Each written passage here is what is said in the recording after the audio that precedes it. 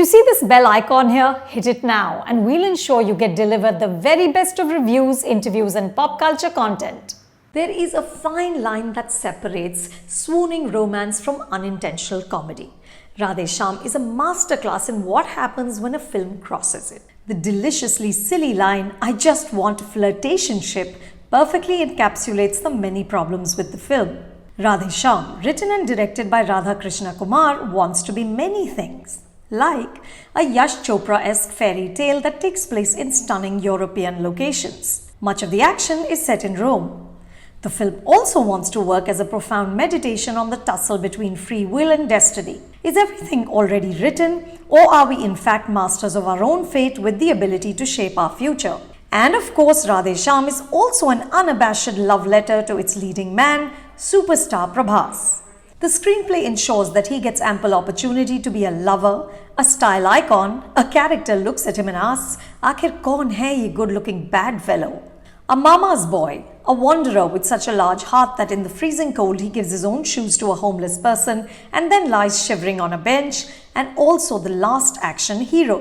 Twice in the film he gets gravely injured but just walks to the hospital himself, not unlike that other superhero Veer Suryavanshi, who of course did this with a bullet wound. The story takes place in 1976. Aditya, a world-class palmist who's known as India ka Nostradamus, is backpacking through Europe. Sometime before this, he read Prime Minister Indira Gandhi's hand and told her that she would declare an emergency.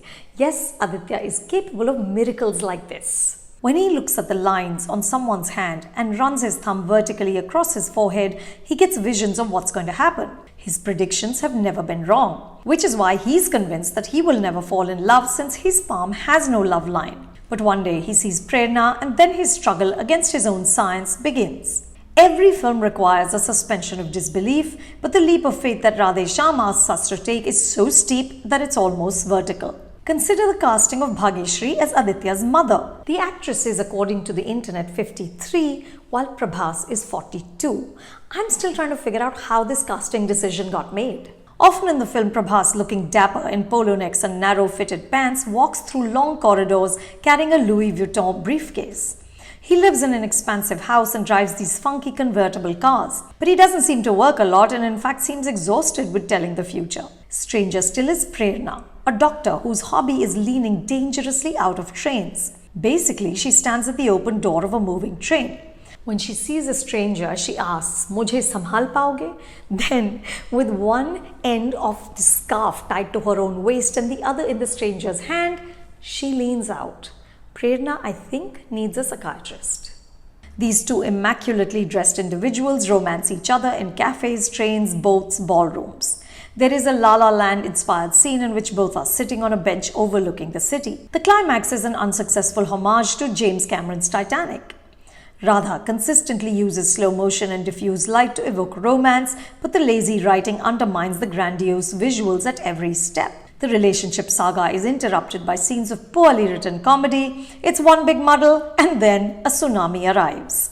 Prabhas has a nice laid-back presence, but his dialogue delivery in Hindi is clumsy. Pooja Hegde, giving a whole new life to winged eyeliner, looks stunning, but with the utter lack of any emotional shading, it's impossible to take any of this seriously. The only one who comes off looking good is production designer Ravinder, who was also the art director for S.S. Rajamouli's Magadhira.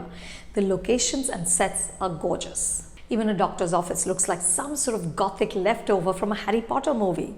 Radhe Shyam ends with Amitabh Bachchan's voiceover telling us that ultimately our actions control our future and not the lines on our hand. On hearing this, a young man in the audience in the show that I was in just groaned and said, "Ye pehle hi bata dete." My sentiments exactly. You can watch Radhe Shyam at a theatre near you. Don't forget to wear a mask. For more reviews like this, subscribe to Film Companion and don't forget to check out our website, filmcompanion.in.